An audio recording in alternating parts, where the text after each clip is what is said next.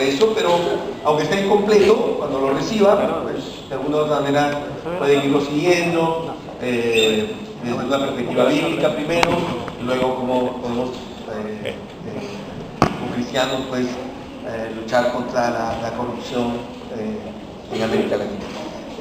Así que ténganlo ahí. Lo que yo les propongo, ¿no?, es empezar con un ejercicio sobre ética, cómo se aplicaría en una situación específica. Luego de eso yo voy a tratar de dar una reflexión bíblica acerca de la ética y la moral, ¿no? Y luego entonces más bien ver cómo estos principios los aterrizamos en situaciones concretas en nuestra vida cotidiana, ¿no?, en los diferentes campos en que podemos encontrar desafíos para responder cristianamente frente a situaciones muy concretas sobre ética. ¿Ok? Así que vamos a empezar con una problemática y luego la discutimos ahí en grupos de 2 o grupos de 3. ¿Ok? Bueno, tengo toda una escuela dominical aquí, pero no sé si va a ser muy apropiado. Pero bueno, si ya lo que no captaron bien, no importa, se lo preguntan a su papá después, ¿ok? Así que, ya, escuchen. Esto salió en una conferencia que estaba dando en una universidad sobre sexualidad, y en un momento estábamos hablando acerca de la masturbación. Un chico soltero, cristiano, va al médico, y dentro de los exámenes que le piden al muchacho una muestra de semen, ¿no? Una muestra de semen, ¿ok? Bueno, normalmente para que el chico pueda dar esa muestra de semen, tiene que estar pues, en un cuartito especial, y a veces hay unas revistas especiales, ¿no?, para que haga algo especial. Y aquí a la infantería, ¿no? Pero ya los más grandecitos saben qué son, qué es eso. Así que, ok, entonces, muy bien. A ver, para un joven soltero cristiano, ¿debería o no debería dar esa muestra de semen a partir de pues practicar, ¿no es cierto?, una masturbación con propósitos clínicos, ¿no es cierto? Claro, yo siempre digo que debe ser la prueba clínica más placentera de todas las pruebas que uno pueda dar, ¿no es cierto?, la vida. Ok, a ver, ¿qué opinan? ¿Qué le recomendarían? ¿No es cierto? ¿La tiene que dar o dice, no, yo prefiero no, jamás, ¿no?, practicar algún tipo de masturbación, ni dar esa muestra, y no la daría? Entonces, ¿la doy o no la doy? A ver, un asunto ético concreto, ¿no? Muy bien, conversamos a ver con los que están a nuestro lado, a ver, y piensen, a ver, ¿es correcto dar esa prueba sabiendo que esa prueba va a demandar de mí pues masturbarme para dar esa prueba de semen, o no la doy? ¿No? Bueno, pero converse primero con el que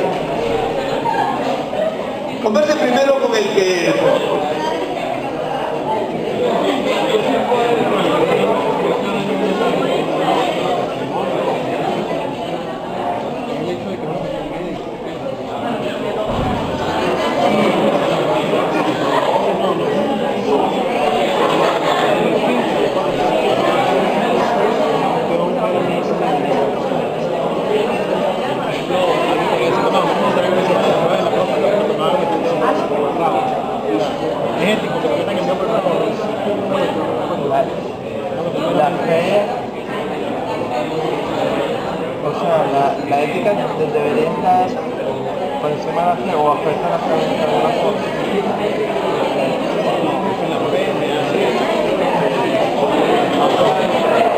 ¿Por qué yo estoy procediendo a masturbarme? Porque estoy en este contexto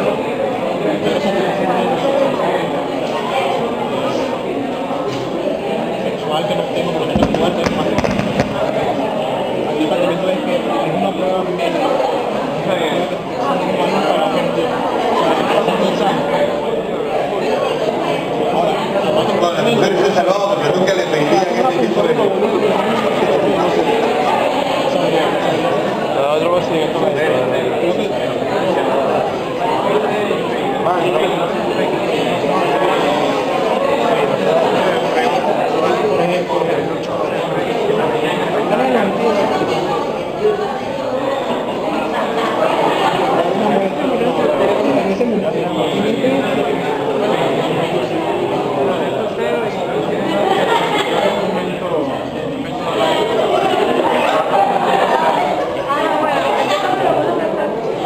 Mira, y si no entrego la muestra no me contratan.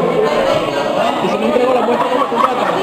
Si no llega la muestra te juegas a un examen clínico. No, no es un contrato. No es una cuestión de porque No, es un examen médico, es tu salud. No, es salud, claro.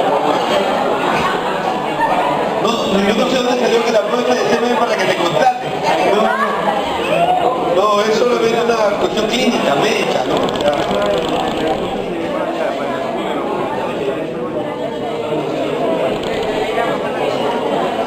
Muy bien, a ver, vamos a escuchar a ver un par de opiniones. A ver, una primera opinión de alguien que definitivamente diría, no, como yo soy cristiano, jamás daría una muestra de semen a ese costo y a ese precio de tener que masturbarme para dar. O sea, definitivamente así me muera, así no me sanen, pero yo no daría esa muestra de semen porque va contra mi conciencia. Eso sería el problema. Bueno, pues tú todavía jamás te van a pedir ese examen. A ver, te vas a poner en la situación de un varón. El médico me diga, ¿con qué sirve este examen si yo soy soltero? O sea, no tiene que ver, o sea, la palabra clave, un soltero indica que no tengo por qué hacerme este examen. Ya, pero estamos evadiendo la idea. La pregunta es, para el médico, por la razón que quiera, para él, para darte un buen diagnóstico y un buen tratamiento al problema que tienes que dar esa muestra. ¿Me dejo entender? ¿A qué no digas si eres soltero, si eres casado? No. O sea, la pregunta es, ¿doy o no doy la muestra de semen? A ver, tú sí la darías. O sea, por cuestiones médicas, por la darías. razones de salud. Ok, muy bien. Hay una posición. ¿Alguien tiene una posición? Sí. De hecho, a lo mejor a muchos les está perturbando lo de la revista, lo de la película. Cuando un muchacho joven soltero no necesita estimulación de ningún tipo. Solamente a mano pura, sin estímulos visuales. Ok. Sacamos entonces la revista pornográfica, bien. No la necesita, ¿no? Bueno, pero ayudaría a acelerar el proceso, ¿no? Ya está bien, no hagamos el tema de la revista de listo crucial. Ok, tú sí la darías entonces. Ya, ok. ¿Hay alguien que diría yo no la daría? Tú. A ver. Mi propuesta es, si decimos que el pecado es pecado y que nunca se debe pecar, que no podemos mentir por salvar nuestra vida, si me preguntan, ¿tú eres cristiano o te mato? No, yo sí soy cristiano, pues no puedo negar a Cristo. No sé, ahora igual me preguntan, ¿eres tu hermano? Si es tu hermano lo mato. Yo voy a decir que no para salvar la vida. Estoy pecando, aunque no lo quiera, estoy pecando. ¿Sabes? ¿Qué es más importante? ¿Obedecer a Dios o obedecer a los hombres? ¿Mantener la relación con Dios o salvar esta vida? ¿Vivir 80 años o irme por la eternidad? Ok, entonces no la darías. Así eso te juegues tu salud, tu vida, no la darías. Muy bien, me parece muy válido. ¿Ok? Muy bien. Bueno, creo que en general tendrías una perspectiva distinta. ¿Cómo es? Sí la darías. Pero la diferencia sería si uno pasa de hacerse la prueba médica todo el tiempo. Ok, claro, no, estamos diciendo que es una cuestión ocasional, única. Claro, el gran problema de esa muestra es que nos termine gustando y ya queramos dar un muestro a cada rato que no nos la tira. No, estamos hablando de una cuestión muy puntual, ¿no? Muy puntual, no estamos... Muy bien, como se dan cuenta, bueno, es un problema, entonces que no habría una posición pues única sobre esto, no diría no la doy, otro diría sí la doy, ¿no? Muy bien, tengamos eso en mente, ¿ok? Y iniciemos una reflexión entonces en torno al tema de la ética y la moral, ¿ok? Y para eso vamos a partir de un texto que está en Lucas, capítulo 18,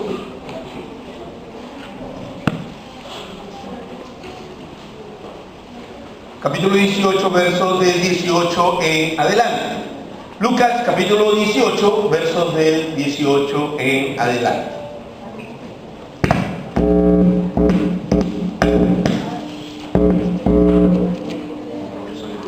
¿Lo tienen ahí? Dice, un hombre principal le preguntó a Jesús, ¿no? Diciendo, Maestro bueno, ¿qué haré para heredar la vida eterna? Jesús le dijo, ¿por qué me llamas bueno? Ninguno es bueno sino solo Dios. Los mandamientos sabes, no adulterarás, no matarás, no hurtarás, no dirás falso testimonio, honra a tu padre y a tu madre. Él dijo, todo esto lo he guardado desde mi juventud. Jesús, oyendo esto, le dijo, aún te falta una cosa, vende todo lo que tienes y dalo a los pobres y tendrás tesoro en el cielo, y ven y sígueme. ¿No? Hasta ahí nomás nuestra lectura. Yo quiero que leamos ese texto a partir de la problemática de la ética y la moral. Ahora, yo les pregunto así de arranque, ¿cuál es la diferencia entre ética y moral? Ahora bien, quienes más han trabajado el campo de la ética y la moral es la filosofía. La filosofía es la ciencia por excelencia que ha trabajado de manera más sistemática la problemática de la ética y la moral. ¿Ok? Pero si yo les pregunto en general, hablar de ética y moral, ¿es lo mismo? ¿Es diferente? ¿No? Y si es diferente, ¿en qué se diferencia? ¿Ok? ¿Qué es ética y qué es moral? Muchas veces nosotros lo usamos como sinónimo, ¿no? Cuando decimos es una persona con ética, es una persona con moral. Muchas veces estamos diciendo exactamente lo mismo, estamos trabajando como sinónimos. ¿Pero son sinónimos? ¿Hay una diferencia entre ética y moral? ¿Qué piensan? Sí, hay diferencia. A ver, ¿cuál sería la diferencia, Fabiola, entre ética y moral? La ética es, como decir, el testimonio de la persona, la trayectoria que tiene esa persona. Y la moral es cuando se acoge a las leyes, a las normas. Ok, entonces la ética está asociada con su historia de vida, ¿no? Y la moral tiene su capacidad de adaptarse a las regulaciones, a lo que se considera lo bueno, ¿no es cierto?, en su tiempo. Muy bien, ¿alguien tiene otra comprensión sobre ética y moral? Muy bien, miren, ahora, este es un tema sobre el cual la filosofía no se ha puesto de acuerdo. Dependiendo de qué teórico leas, vas a darte cuenta, sobre todo aquellos que diferencian entre ética y moral, que lo que unos llaman ética, otros lo llaman moral. Y lo que otros llaman moral, otros lo llaman ética. O sea, no hay como un consenso en el mundo de la filosofía. Pero permítame trabajarlo de esta manera. ¿Ok? De esta manera. Miren, cuando uno analiza el conflicto entre Jesús y los fariseos, ¿no?, en los evangelios, uno ve que Jesús y los fariseos estaban constantemente en conflicto, en tensión, en desacuerdo, ¿no? Y muchas veces este conflicto tenía que ver con la ley y la interpretación y aplicación de la ley. Por ejemplo, un tema permanente de conflicto entre Jesús y los fariseos era el día de reposo. El tema del día de reposo fue un elemento permanente de conflicto y tensión. Ahora, ¿cuál era la naturaleza del conflicto entre Jesús y los fariseos sobre el día de reposo? ¿No? Que era uno de los mandamientos de la ley. ¿Ok? ¿Era acaso que los fariseos creían en el día de reposo, en la importancia de guardarlo, y Jesús no creía en el día de reposo y en la importancia de obedecer este mandamiento? ¿Esa era la naturaleza del conflicto? No, definitivamente no, porque tanto Jesús y los fariseos, los dos creían en el día de reposo y en la importancia de guardarlo y obedecerlo. Entonces, y si los dos creían en la importancia de guardar el día de reposo, ¿por qué se peleaban y por qué tenían tanto conflicto y tantos problemas si los dos creían en la importancia de guardarlo? Acá viene mi enfoque. Yo diría diría que la naturaleza del conflicto entre Jesús y los fariseos sobre el día de reposo era esta. Que los fariseos tenían una moral sobre el día de reposo, en cambio Jesús tenía una ética sobre el día de reposo. Voy a repetir. Para mí la naturaleza del conflicto era esta, ¿ok? Que los fariseos tenían ¿qué? Solo una moral sobre el día de reposo. En cambio Jesús tenía una ética sobre el día de reposo. Y entonces la ética de Jesús sobre el día de reposo muchas veces iba en contra de la moral que los fariseos tenían sobre el día de reposo. Ahora, en base a esto, si vamos a trabajar esto como el marco teórico, ¿cuál sería entonces la diferencia entre ética y moral?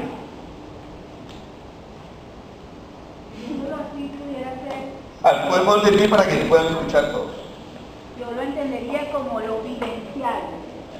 ¿Qué es lo vivencial? Es decir, verdaderamente yo vivo los principios que profeso. Ya, la ética es mucho más coherente entonces, ¿no? Allí la ética era coherente porque, yéndome a los pasajes cuando se dan los conflictos, Jesús les contesta a ellos con situaciones prácticas. ¿Qué tú harías si tú lo dejas o lo dejas? Muy bien. Entonces, yo estoy aplicando. Entonces, Jesús los confronta a ellos con situaciones prácticas, con situaciones vivenciales, donde se evidencia que Jesús sí vivía aquello que enseñaba, aquello que predicaba, aquello que profesaba. Muy bien, muy bien. Los fariseos, en cambio, enseñaban o pretendían imponer al pueblo aspectos de la vida que ellos no practicaban. Muy bien, muchas gracias, muchas gracias. Ahora, si yo tuviera que definirlo entonces, lo diría así. Yo creo que la moral, básicamente, tiene que ver con el mundo de los comportamientos, de las conductas. Comportamientos y conductas específicas para determinadas situaciones, ¿no? Como bien lo mencionó él. ¿Ok? Si tu buey cae en un pozo, o en día de reposo, podemos sacarlo, porque si no lo sacas de ese día se muere, ¿no? O sea, podemos sacarlo o sacarlo al buey en el día de reposo, ¿no es cierto? Entonces es atentar contra la ley. Entonces tiene que ver con, como tú lo has dicho, la moral, con comportamientos concretos y específicos, ¿no? Puede, cuando uno va caminando en día de reposo, arrancar una fruta, ¿no es cierto?, que está en la vera del camino y comer. ¿Se puede hacer eso en día de reposo? Entonces la moral tiene que ver con comportamientos específicos y tiene que ver con responder la pregunta: ¿es bueno o es malo? ¿Es correcto o es incorrecto? ¿Se puede o no se puede hacer? ¿Se debe o no se debe hacer? Son concretas y específicas. Por ejemplo, ¿puedo masturbarme para dar una muestra de semen? Todas esas preguntas están en el orden de ¿qué? ¿De la ética o la moral? De la moral, ¿no? Porque tiene que ver con comportamientos y conductas específicas. ¿Ok? En cambio, la ética tiene que ver con principios. Con principios de los cuales no siempre es fácil sacar una conducta específica. Por ejemplo, sobre el día de reposo. Los fariseos se comenzaron a preguntar todas las opciones posibles que una persona podía vivir en un día de reposo. Y comenzaron a legislarlo todo, ¿no? Casi podríamos decir, como canta el hermano Arjona, prohibido pensar, todo está escrito. De tal manera que toda situación posible que un ser humano podía vivir en día de reposo, ellos ya lo habían codificado moralmente, ya habían tomado la decisión de qué es lo que se debe hacer en determinada situación. Y de tal manera que escribieron entonces, mire, el mandamiento era muy sencillo: no trabajarás en día de reposo. Pero ¿y qué es trabajar? ¿No? Y entonces, y comenzaron entonces a escribir tomos y tomos y tomos, ¿no? Donde estaba desarrollado todo lo que uno podía hacer o no podía hacer en día de reposo. Por ejemplo, ¿se puede cocinar en día de reposo?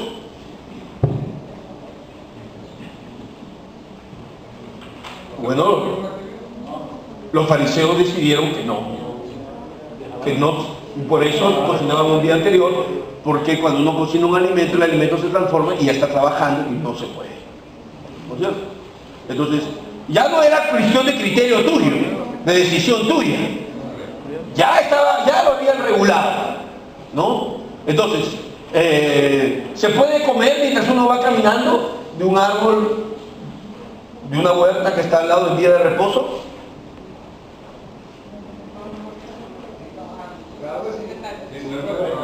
Bueno, los fariseos dijeron que no. Lo que no se podía era meter la boca. Bueno, ok, pero ellos dijeron no puedes arrancar un fruto de un árbol y comerlo en día de reposo. Ok, pero ¿puedes sacar tu buey que ha caído en un pozo en día de reposo? ¿Pueden? Los fariseos dijeron sí, me dejó entender, porque te juego la vida del animal y además el animal es tu capital de trabajo y no vas a dejar que se muera, pues. Entonces digo, sí se puede sacar el animal en día de reposo. Pero no, eso no eran decisiones que tú tomabas libremente, no. Ya estaban tomadas y escritas, ¿no? En los tomos en los que los fariseos habían desarrollado la ley. Entonces, esa es la moral, conductas. En cambio, ¿cuál era la enseñanza de Jesús sobre el día de reposo? La enseñanza de Jesús sobre el día de reposo se redujo a un solo principio. Y el principio fue este: no fue hecho el hombre Para el día de reposo. por causa del día de reposo, sino el día de reposo fue hecho por causa del hombre. Punto. Eso no fue hecho el hombre por causa del día de reposo, sino el día de reposo fue hecho por causa del hombre. ¿Qué es? Un principio ético. Un principio. Ahora, saca una conducta concreta. No es fácil. No sé si me dejo entender. ¿No? ¿Se puede cocinar el día de reposo? No fue hecho el hombre por causa del día, sino el día de reposo fue hecho. O sea, no se puede sacar una conducta inmediatamente, de manera explícita, de un principio.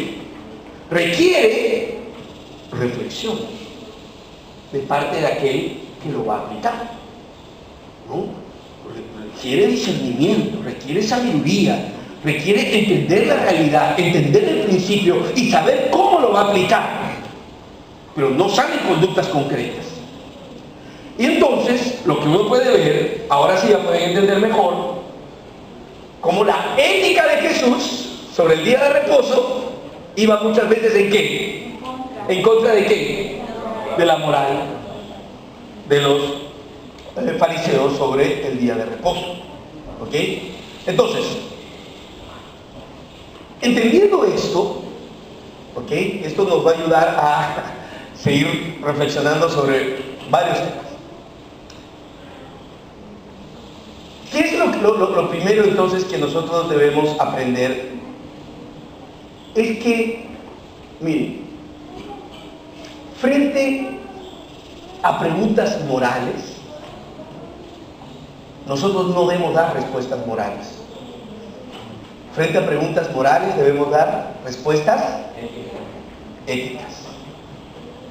Miren, cuando un chico agarra y te dice, ¿por qué no puedo ir en tu grupo universitario? ¿Por qué no puedo ir un sábado en la noche a una discoteca a bailar con mis amigos? Él está haciendo una pregunta de qué tipo. ¿Moral o ética? Comportamiento concreto. ¿Es bueno o es malo? ¿Puedo hacerlo o no puedo hacerlo? Es una pregunta de orden moral.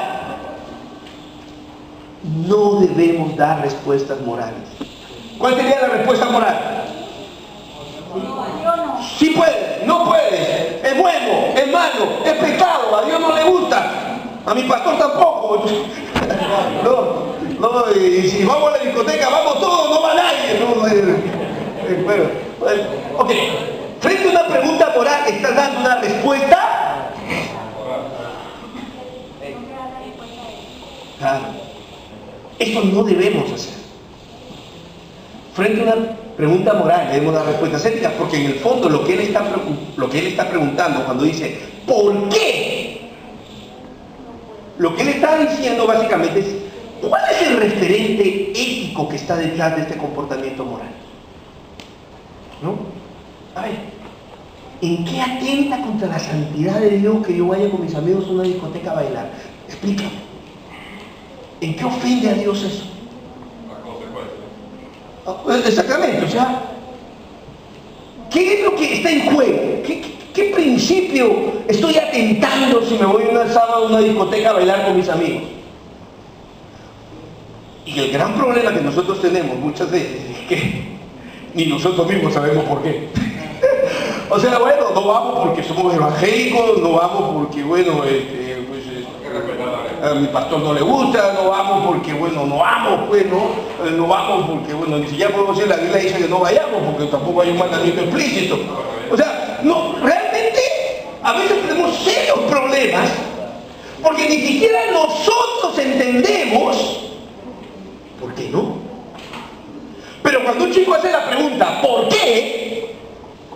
Él está diciendo, ¿cuál es el principio ético que está detrás de esta conducta moral? Eso es lo que le está preguntando.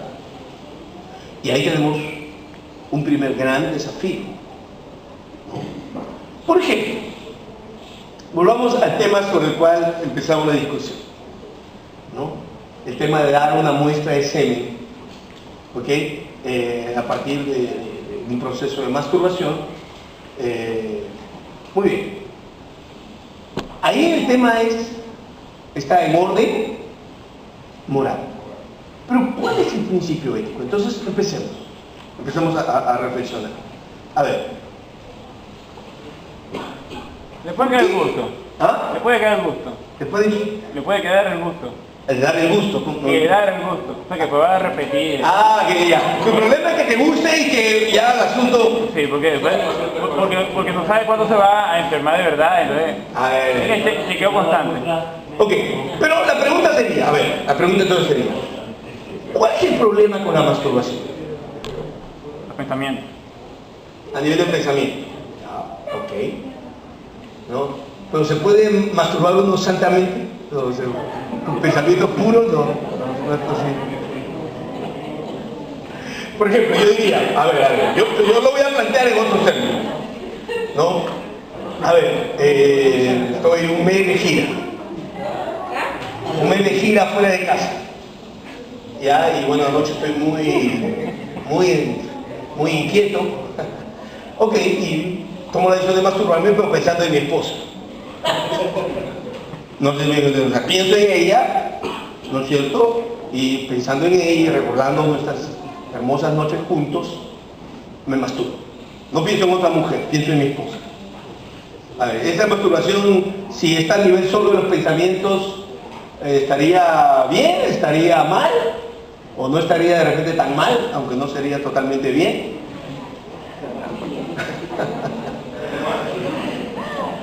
Ok, entonces nuevamente, ¿no? Entonces, bueno, la pregunta entonces sería ahí, ¿cuál es el problema con la masturbación? No, sí que tiene un problema. Ok, entonces, claro, fácilmente yo puedo decir sí, no, está bien, está mal, se puede hacer, no se puede hacer. Pero lo que yo tengo que entender es esto, miren. La masturbación entra dentro de las diversas maneras en que podemos vivir nuestra sexualidad. Entonces, uno preguntaría, ¿y cuál es el propósito último de la sexualidad? Y ahí sí podemos encontrar un marco bíblico para responder. Cuando la Biblia dice, no es bueno que el hombre esté solo. Haré ayuda idónea para él. ¿Cuál es el propósito último de la sexualidad? Terminar con mi soledad. No es bueno que el hombre esté solo. Haré ayuda idónea para él. Entonces, ¿cuál es el problema con la masturbación en general? El problema de la masturbación es que no alcanza el propósito para el cual Dios creó la sexualidad. ¿Por qué? Porque en vez de terminar con mi soledad, la ahonda, la hace más inmensa, la hace más insoportable. Entonces la masturbación como práctica sexual no alcanza, me dejo entender, el propósito de Dios para la vida sexual. No termina con mi soledad. Entonces, cuando yo llevo una práctica concreta a un marco global mucho más grande, la sexualidad, defino cuál es el sentido ético. Cuando yo digo, no es bueno que el hombre esté solo, el propósito último de la sexualidad es terminar con mi soledad. Ahí, ¿en qué nivel estoy? ¿En el nivel de la moral o en el nivel de la ética? En la ética estoy dando una respuesta ética, así como Jesús dijo, ¿no? Que el día de reposo no fue creado por causa, que el hombre no fue creado por causa del día de reposo, sino el día de reposo por causa del hombre. Lo mismo estoy diciendo. El propósito último de la sexualidad es terminar con nuestra. Ok, entonces me estoy moviendo en un principio ético. Y todas las preguntas morales, aún sean específicas, tenemos que referenciarlas al cuál es el marco ético. Ahora, muy bien.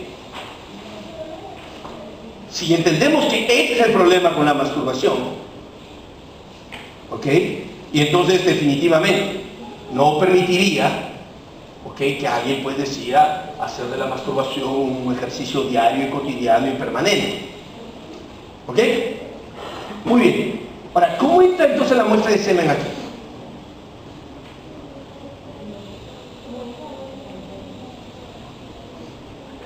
¿Estaría violentando el principio ético que establecimos? ¿Dar la muestra de semen? ¿Lo estaría violentando o no?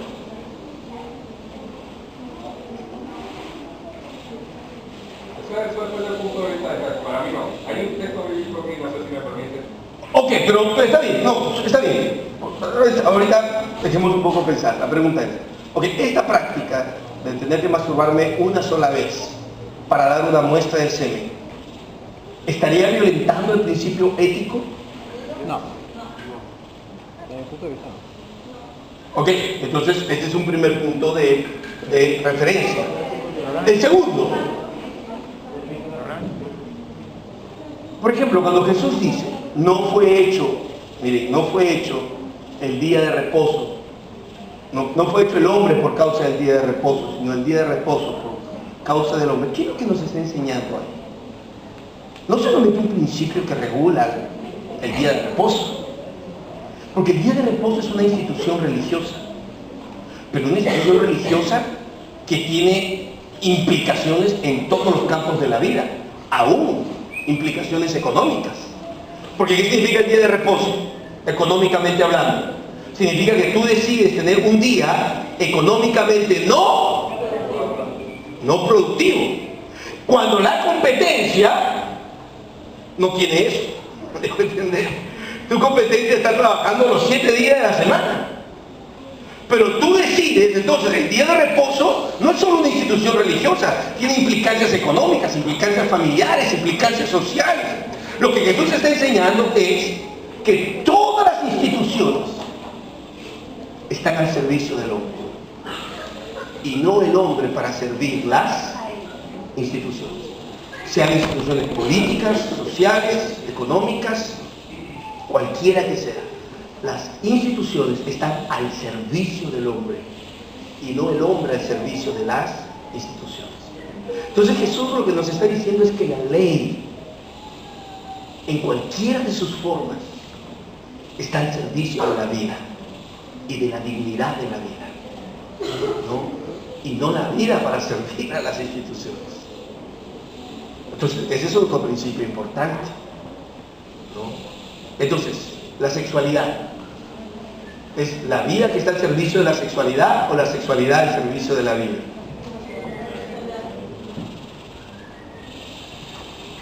¿No? Y entonces ahí comenzamos nosotros ya a movernos en qué horizonte ético. Les doy otra aplicación, por ejemplo, que yo creo que es lo más parecido al día de reposo. porque la hemos sacralizado como los fariseos sacralizaron la institución del día de reposo, el matrimonio. A ver, ¿quién está al servicio de quién? ¿Está la vida al servicio del matrimonio o el matrimonio al servicio de la vida?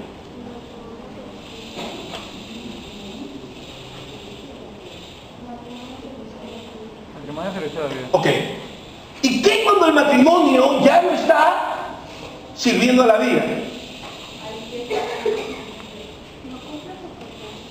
Por ejemplo, el consejo tradicional que nuestros pastores daban a una esposa que tenía un esposo que le era infiel. ¿Qué le decían a la esposa que hiciera? Ok, se aguanta. Pues no te dieron a ti ese consejo, ¿no? Porque eso salió parece de viaje.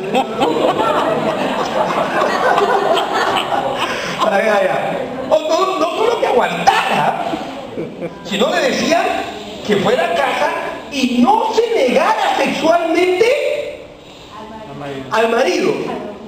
¿Me dejo entender? Ahora, ¿por qué le daban ese consejo? Para que no hubiese divorcio, me dejo entender, porque desde nuestras cosmovisiones el matrimonio era sagrado, me dejo entender, y aunque nos costara la vida, había que sostener el matrimonio a cualquier costo, a cualquier precio, ¿no? A veces se le decía a la mujer que tenía un esposo abusivo y la golpeaba: Ponte casco. ponte casco, pero sea como sea, vuelve a la casa. Aunque muchas veces la vida y la dignidad de la vida estuviera en juego. Ponte el casco de la salvación.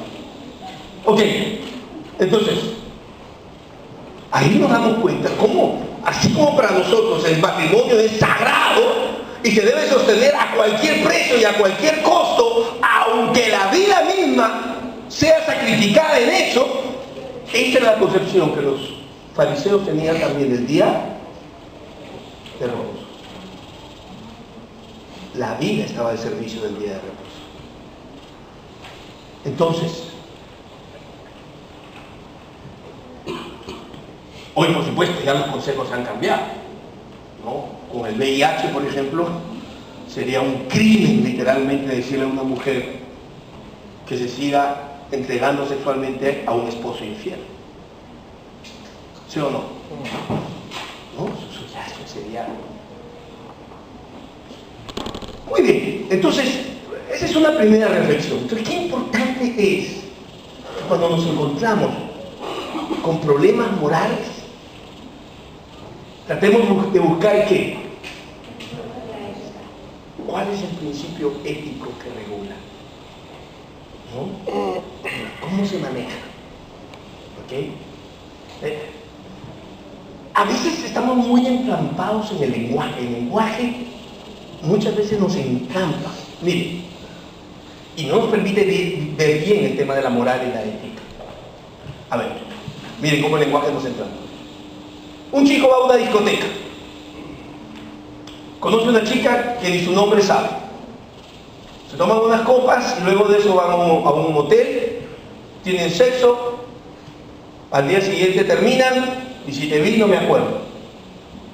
Ok, ¿qué palabra utilizamos nosotros para referirnos a lo que pasó ahí? ¿Qué pasó ahí? Una palabra moral. Ya, pero ¿cuál es la palabra bíblica? Fornicación. Ok. ¿Y es fornicación? Por supuesto.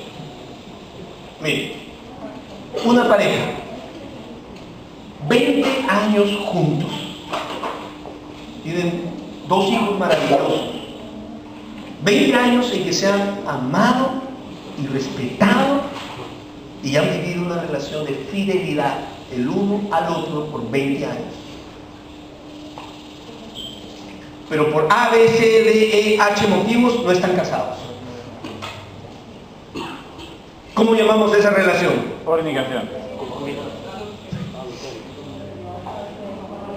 ¿Cómo la llamamos? Ahora, miren, estamos usando la misma palabra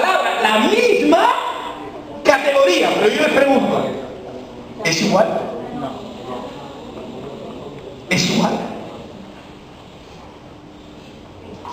Ahora, yo siempre digo, por supuesto, debemos crear para este segundo caso una palabra que describa que sí hay valores con los que estamos de acuerdo, que están viviendo y que son valores dignos, como el amor, el respeto, la fidelidad, la buena crianza de los hijos.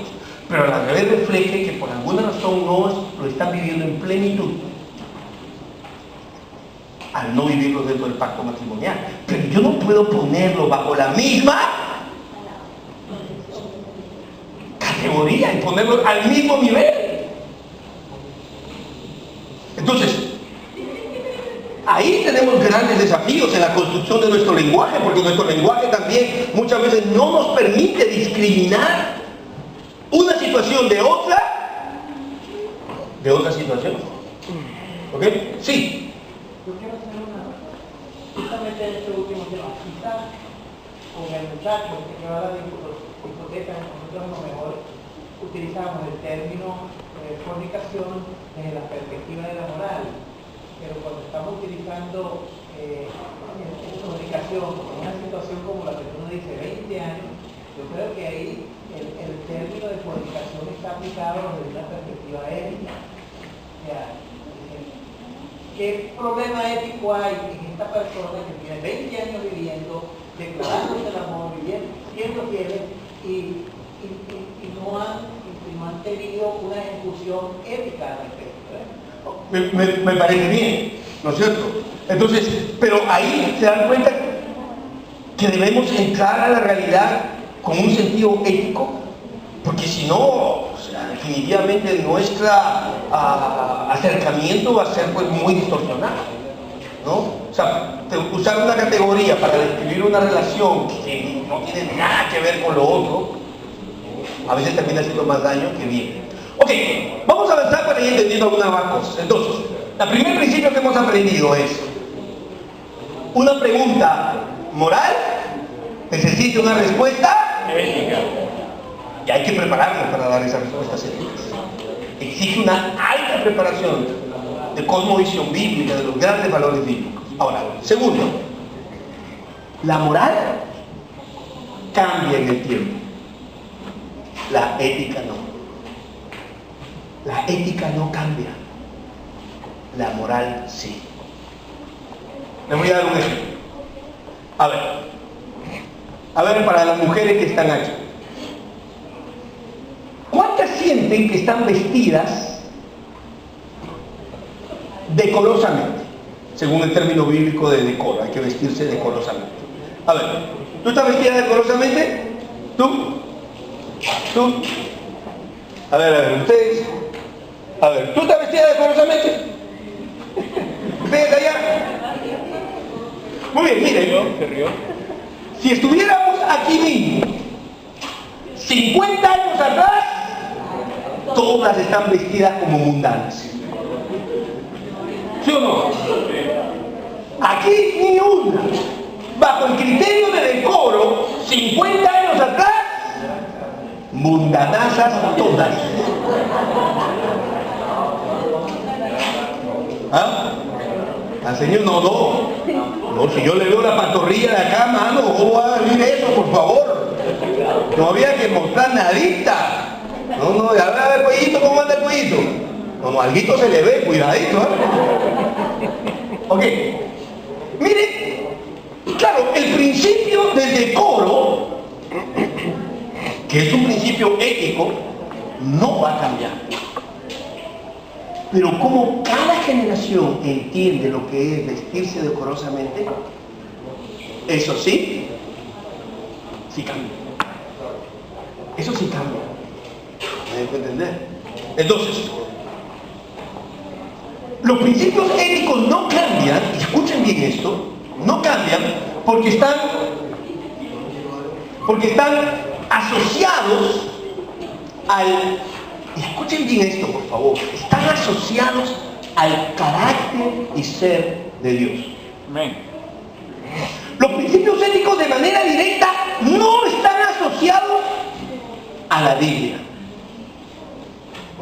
Voy a repetir. Los principios éticos no cambian porque están asociados al carácter y ser de Dios.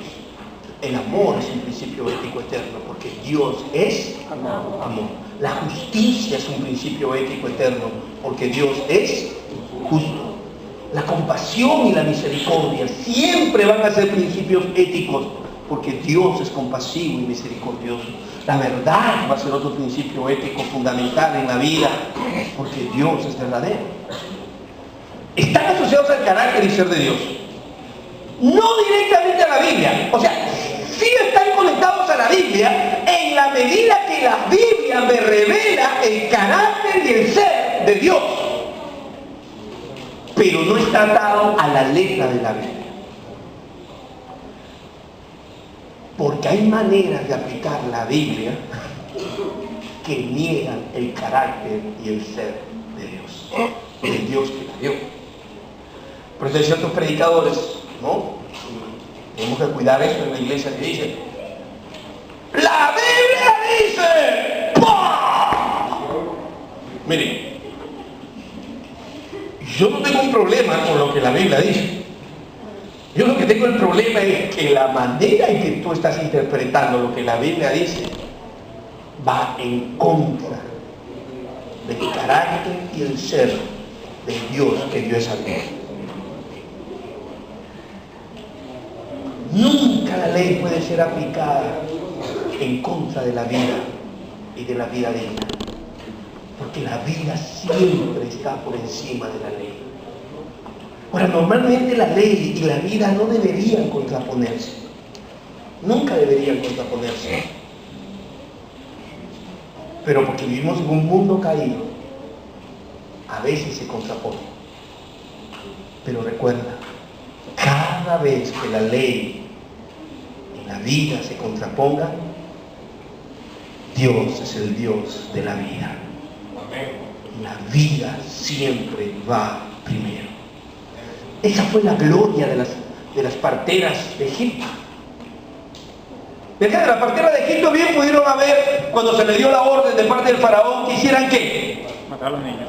¿Ah? Matar a los niños. Que mataran a los niños. Ella bien pudieron, no existía así como está, pero ella bien pudieron haber apelado. Ah, no, Romanos 13 dice que hay que obedecer al Estado. Y si el Estado dice que hay que hacerlo, obedecemos al Estado porque el Estado fue puesto por Dios. Pero la gloria de esas mujeres fue su conocimiento que Dios era el Dios de la vida. Y que jamás el Dios de la vida nos va a pedir que apliquemos la ley de una manera que vaya en contra de la vida. Así que ellas, otros pudieron haber citado, no. Hay que decirla, Dios dice, hay que decir la verdad. Entonces la verdad hubiera sido, ¿saben qué, faraón? No decidimos no matar a los niños, ahí están escondidos, las comer lo que quieras. Entonces no dijeron, no, mira ya. Y realmente fue una mentira. Pero la ley me dejó entender. Ahora, es peligroso porque eso, la ética requiere discernimiento. Y claro, podemos usar nuestro discernimiento por nuestro propio pecado para justificar nuestra propia maldad. Y nuestro deseo de hacer lo que nos da la gana. Pero aquí recuerden una cosa. La fe cristiana, sobre todas las cosas, es una fe del corazón. Dios, antes que nuestras acciones externas, en las cuales a veces nos podemos equivocar, pero antes que eso, Dios ve nuestro corazón. ¿Y cuál es nuestra motivación? Si queremos usar la gracia, mejor entender, para dar rienda suelta al pecado, Dios lo ve y podrás citar todas las leyes que tú quieras y aparentemente parecer muy justo, pero Dios ve tu corazón. Sí.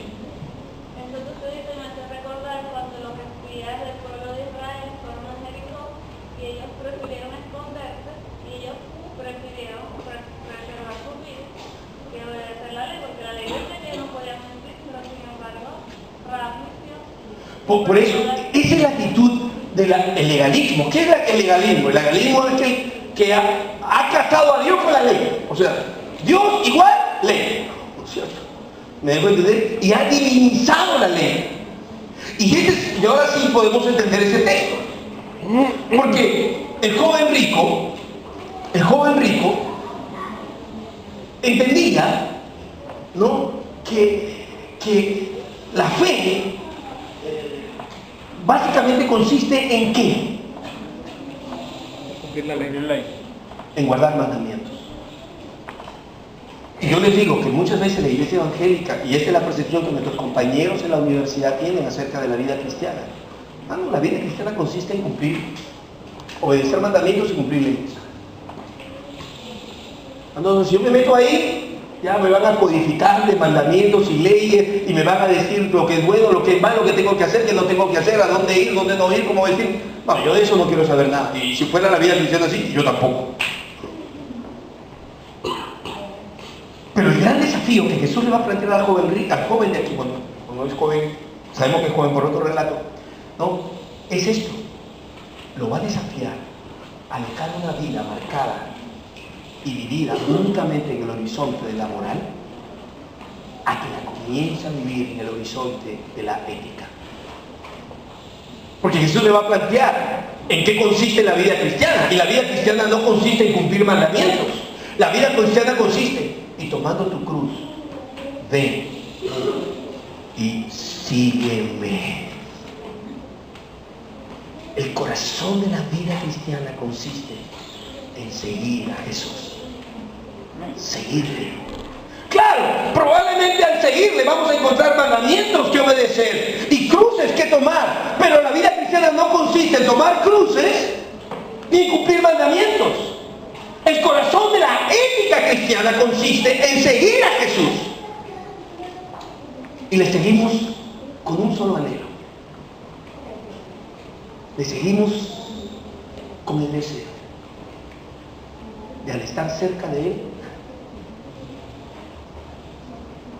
anhelar con todo nuestro corazón algún día ser como Él. Por eso le seguimos. Y cuando lo seguimos hay alegría, hay disfrute. Miren, el mayor premio de Dios a nuestra obediencia es gozar de su comunión, disfrutar de su presencia. Claro, y por la alegría de seguirle y por el gozo que encontramos al estar cerca de Él, miren, no hay cruz que venga por delante o mandamiento que venga por delante que no lo aceptemos con gozo y con alegría. Entonces, el corazón de la vida cristiana no consiste en cumplir mandamientos ni en tomar una cruz. El corazón de la vida cristiana, la ética cristiana, está en seguir a Jesús. ¿Ok? Ahora, al seguirle vamos a encontrar ¿qué? Mandamientos que obedecer. Y vamos a encontrar también una cruz que tomar. Pero yo no defino la vida cristiana a partir de tomar una cruz o a partir de obedecer mandamientos. Seguirle. Ese es el corazón. Ahora, yo les pregunto, y ya vamos a ir terminando. ¿Qué es más fácil o más difícil? ¿Vivir solo con moral o vivir con ética? Es más fácil. Bueno, a ver, ¿o qué es más difícil? ¿Vivir solo con moral, como hasta ahora el joven rico vivía viviendo? ¿O Jesús le plantea ahora vivir con ética, seguirle? Vivir con ética es más difícil. Vivir con ética es mucho, mucho, mucho más difícil. ¿No es cierto? Sí. Y de repente, si lo ves difícil, yo más bien decía, tú vives con ética, el problema de la ética de Dios es que te hace libre. Y se supone que más bien yo disfrutaría en ética una libertad plena. Bueno, pero no vivir En el contexto del relato, ¿cuál fue la reacción del joven cuando Jesús le plantea vive con ética? No, en el contexto del relato para el joven era más difícil. para él era más difícil. Exactamente. Pero Porque parece que mientras vivía solo en el horizonte de la moral, él estaba en el control y en el dominio de las cosas. Dice, todo esto yo lo he obedecido desde mi juventud. Pero cuando Jesús le plantea el desafío de seguirle en la ética, él encuentra realmente, tal vez la palabra difícil no sea la mejor palabra, pero encuentra que el desafío es mucho más grande y mucho mayor, porque requiere de parte de nosotros discernimiento para vivir. Sí. Por ejemplo, pregunta clásica entre los muchachos evangélicos. Tengo una novia, ¿hasta dónde puedo llegar? Ok. ¿Qué es lo que él está, qué es lo que en el fondo él está buscando? Él lo que él está buscando es simplemente una moral que lo tranquilice. O sea, él no está buscando una respuesta ética.